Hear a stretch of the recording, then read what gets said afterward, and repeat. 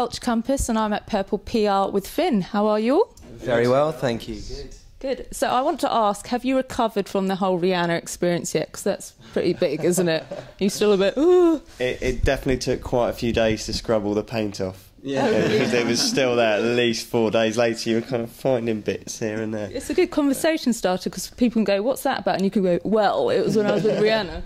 Did you do that? A little bit. Yeah. And dropped it in here and there. Now, I hear she picked you because she saw your Rapture video and she thought you were quite hot. Did you try and put that on your Facebook statuses and tell as many people as possible?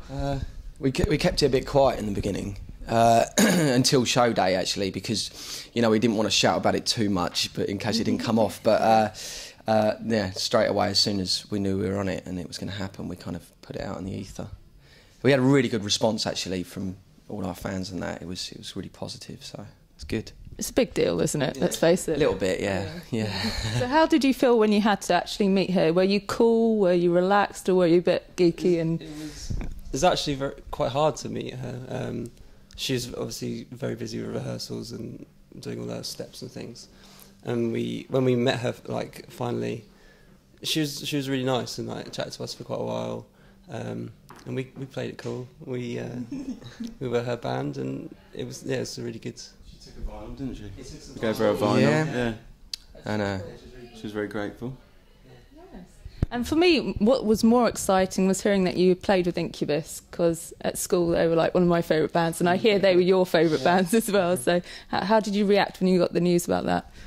I don't think we could believe it at first, because it was like, you know, when we were growing up, they were one of those bands that were everywhere. They were huge when we were growing up, and we were big fans, and Johnny and I used to play loads of their songs. And yeah, we just couldn't believe it. So yeah, really exciting, and those shows were just some of the best shows we've ever played. Did you have to pinch yourself a little bit? Definitely. Yeah. The second gig in was Alexandra Palace in London, and that's nuts. Walking, I'll never forget it. Walking up the steps out onto the stage was just incredible. It was the biggest show we'd ever played, and in London as well, and it was incredible. Yeah. How do you prepare yourselves for a big show like that? Because you're not used to that sort of audience. What do you do in the dressing room beforehand? Pace.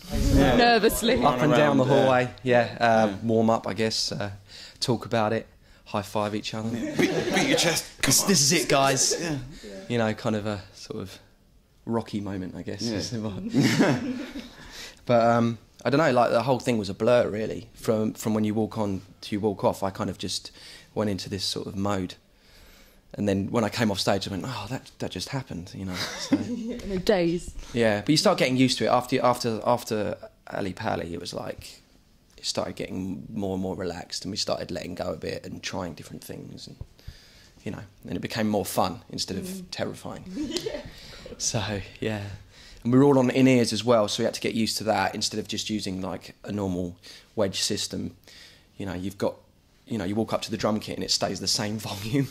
So, you know, which is very weird. But again, once you get used to it, it's a blessing. It's like really enjoyable. So you've also played with Feeder and the Kooks, I think, as well. Yeah. And when you speak to these people, do you try and get some advice from them on how to survive in the industry, or do you just try and play it cool and play it down a bit? Yeah, every band we've toured with, I've sat down with every singer and pick their brains of, you know, how they warm up and, you know, how they look after themselves and what they do before each show. Especially Brandon from Incubus. I sat down for a good 2 hours with him. Jammy. Yeah, it was great. You know, we were just eating dinner, chatting away. He's a lovely guy, and he gave me a lot of good advice. You know, it's all so valuable when you start out and you're just learning these things. What we found with all three of those bands where they were so open with us, and like they had all worked so hard to get to where they were, and they understood how hard it is to be a band just starting out. So they gave us time to talk to them about stuff, which is just incredible. It was really valuable, like, time spent, and they were great bands. And it's also a relief when they're actually nice people, because it would have been awful if he wasn't. Especially for us, like listening to Incubus when we were younger, to then find out that they were not nice people would have been horrible, but they were incredible. They were nice. That's good to hear. And what about Adrian Bushby? Because he's mixing your album, and he's worked with like Foo Fighters, Muse, Smashing Pumpkins. That is surreal, isn't it? So I think we were blown away by the fact that he wanted to work on the tracks that we had recorded. Basically, we recorded our album, we sent one of the tracks to him on a whim through a friend. He really liked it and said he wanted to mix it. He mixed one track. We were blown away by it and asked him to do the whole thing, and he's been mixing that. And it's sounding incredible. Really excited to release the next few tracks and see where it's going to go. I want to talk about your current single, which is Eve and 23. Now, Eve is about the awkwardness of losing your virginity. I don't like my parents knowing about anything remotely romantic, so you're not a bit embarrassed to have that out for everyone? Not really. I used to be, but I think when I sat down to finish all the lyrics for the record, I realised that I needed to start being open about things in my life and stuff I related to, so people could relate to that. So Eve started out as a completely different song, and then eventually I thought, right, I know what I'm going to write this about, losing my virginity and how awkward and bungly it was. So they're the best words I can use. And I'm not ashamed of it or feel funny about it. So everyone goes through that, I think. What does the other person think about this song, though? The person that was that there? Person I haven't seen in at least 10 years. Probably a good thing. Then. Yeah, and I'm sure, she wouldn't realise that it was about her anyway. So it's all good. I think it was like a party thing. So I think I'm one of those. Yeah, I think it was an awkward moment, but everyone has them. So I think people can relate to that. Good. And now the whole album, what are the main themes on that? Are they all quite personal to you, or is there stories from all of you like that? I mean, I write all the lyrics, but when I finish them, I run them by everyone, so everyone doesn't go, that was awful, But they are personal to me. Some songs are extremely personal. The record is kind of a celebration, really. It's kind of. Right now it's very tough for everyone. There's a recession on, everyone's losing their jobs, all our friends. We wanted to write something that you could enjoy and celebrate life, and like songs with like Life is Wasted on Living and things like that. They're celebratory tracks, but also then things like Everybody Dies Alone and stuff, which is my fear of death. Heavy. Thing. Yeah, but then 23, which is our single that's coming out now, is about my father and my relationship with him. And it's quite an old track, and it used to be completely different lyrically. It used to be kind of an angsty track, but then as my relationship with my dad progressed and I grew up, it's now become more of a positive kind of song. So you must be pretty chuffed to have a song about him.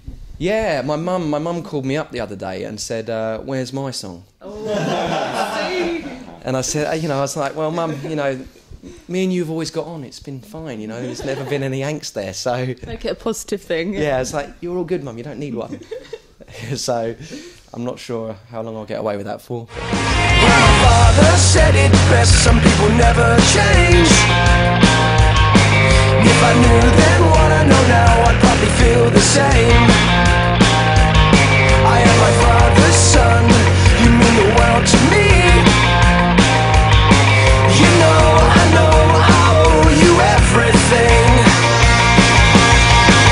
Successful season. I think you've got Hot Farm announced. Is there anything else in the UK or abroad that you can announce to us now? There certainly will be a lot, we're hoping, but we don't have any details of anything just yet. Or maybe you do, but you can't tell me just yet. Is it more like that? No, genuinely, Okay. I don't. Right. There's loads of stuff in the pipeline. There's loads of stuff being talked about, but nothing confirmed. So Okay. it will be happening. Okay, good news. Right, I met you guys at Heathside, you don't remember, but many moons ago, and I think I saw you play about 10 years ago, maybe at the Walton Playhouse? Maybe. I've been in and out of bands for years, so I think the Walton Playhouse, I have played there, yeah. Scary, we're getting old. Yeah, so that's a long time ago. Yeah, no, sorry about that. Okay. But when did you all get together, and when did you realise that this was the formula that was going to maybe push you to the next stage? Well, myself and Kerry went to school together, and these guys went to school together, and we were both in bands together throughout our teens. Really terrible sort of grunge punk bands. They were awful. Okay. I'm happy to say that. And these guys were in bands together, and then we met through a previous bass player who was like my neighbour or something, and it just kind of escalated from there. And he left, and then I phoned up Kerry and said, "Look, mate, sort yourself out. Let's go." He was a bit of a mess at the time. In what way? Just Overweight. miserable. Yeah.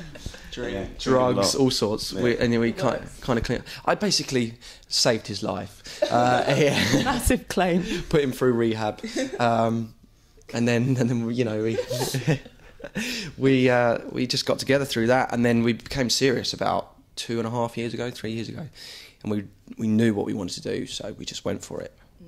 Did you have like a chat saying, we like these bands, we kind of like to sound a bit like that, or did you just jam and think, let's see what happens?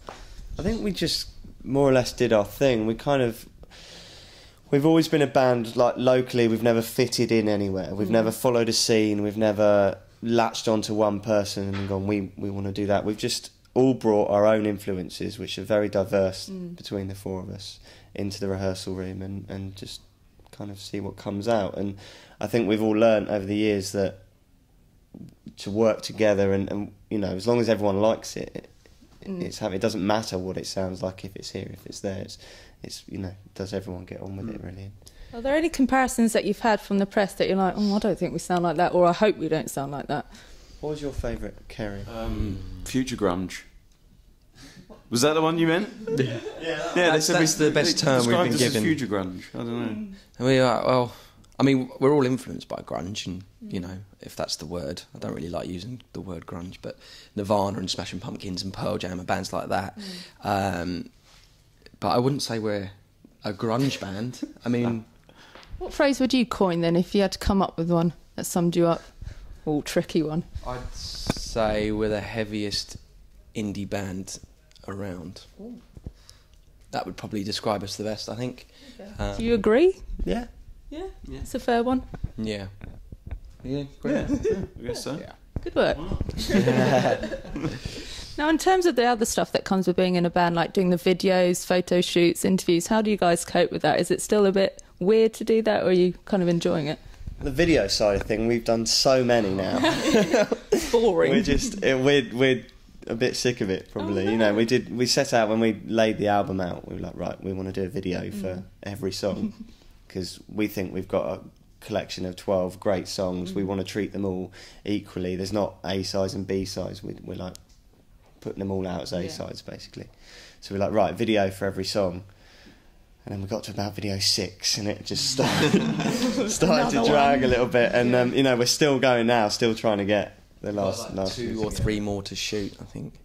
And I sit at home and edit them all. Oh, you do it all yourself? Yeah. So we have a friend of ours, a guy called Dave, who runs a company called Middle Child Productions, and he's kind of worked with us, helped us through it. But yeah, all the editing is done by us, and all the ideas, we sat round and came up with 30 different video ideas. Some were great, some were just not great. What was the worst one? Can you tell me a particularly cringy one? We had an idea of morph suits. Yeah, morph suits. Where we'd all wear morph suits. We got hold of... Kerry managed to get us some free morph suits. We put them on and realised that we couldn't see or play properly. Minor detail. Yeah, that probably wouldn't work. We had Good an visually, yeah, though. we had an idea of which was pretty cool, which was taxi, like all getting into a taxi cab and playing in there, but we just couldn't.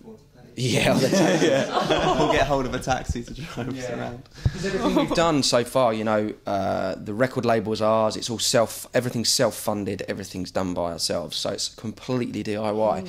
So we've literally had to beg, steal, and borrow to get where we are. So with all the videos, it's been literally, is this going to cost us money? Yes, we can't do it. Our most expensive video which is yet to be released, which is a little ways down the road. The reason why it was expensive is because we hired this room with an infinity wall, which is in case people didn't know, it's like a white wall that has a curve, an infinity curve in it. So with photographs, you can't see it. And Johnny stepped back and put his foot through the coving on the infinity wall. So it cost us like 150 quid to fix it. Good one. And that would have been a really cheap video, but in the end it cost us a small fortune. I'll leave now. Is that your role in the band? Are you the clumsy one? I think he trips. Oh, you trip really? over a lot more stuff than me. I wouldn't call myself clumsy though. You lean on stuff. Johnny's the perfectionist. Right. Simon's Mr. Organisation. He's the tour manager in the band. He does all the books and makes sure we're not going to get done by the tax man and things like that. Good for you. I control the money. Nice. Carrie's the quiet sort of introvert. T-boy. T-boy. I guess I'm the OCD Yeah. Can't record a lead song singer. without leads coiled all perfectly. You're one of them, are Yeah, I'm you? really bad. When we were in the studio doing the record, we hired out a place called Cream Studios in Acton to do the drums and some strings and stuff like that, just to get it going. And the engineer who we employed to do the recording for us, he had leads everywhere, and he was like the most untidy guy. So I came in the morning while he wasn't around, unplugged everything, coiled it up, plugged it back in again, and he came in and he was like, "What's happened?" he thought I'd ruined everything, but actually it was okay. Everything worked fine. It was just I could work, I could record, I could get on with the songs. It was, yeah. You're an extreme case of OCD, aren't I'm you? all about perfect hair, all that. You know. Oh, it is very good today, isn't it? And proper, yeah. Do you even want to tidy everyone else's hair? Does it get to that point? Sometimes. Yeah. He's always going, you've missed a bit there. Yeah, You've shaved that bit. Kerry, you haven't shaved it properly at the back. Thanks, mate. It's like, it's bad. I think I need help, actually. And these are the things on tour that are going to start to grate. Are there any other habits that people have that you're like, that's already getting a bit annoying? We're pretty good on tour, to be honest. Johnny's sleep talking's pretty hilarious. He's Pretty bad. What do you say? Oh, I've said the bomb people. What have I said? I've got loads of recordings. You woke me up the other night talking about a necklace. Oh yeah. You found a necklace. Yeah, tart. Called me a tart as well. We South by Southwest, so we shared a bed together, as you do. Yeah. And I called him a tart. A bit unfair. Yeah, if you go on our YouTube, we had this app for your iPhone or whatever, and we recorded him sleep talking, and you actually you had some, and we put them on YouTube because we just thought they were so funny, and you can hear him just talking in his sleep and the stuff he says. One was you playing a computer game, wasn't it? Yeah, that's on the YouTube. The bomb plays. Yeah. Clicking. I click my thing, whistle, everything. Talking about big puppets. Big puppet. Yeah. That was the best. Twice. That one I said twice in different nights. That's weird. This could get you in trouble at some point, couldn't it? Yeah. How did the American audiences that react to you, did they like you over there? Really, really good shows. I think the vibe over there seems really good. They're much really open to rock music, and yeah, we'd play shows and everyone seemed to really dig it. Especially the LA shows, they were really full and a great vibe. So yeah, The world is your oyster potentially. well, hopefully. Good news. Right, I think I've got to let you go, but have a good year and best of luck. Yeah, thank you. Thank you. Very much. Lovely to meet you. You too. Cheers. Thank you.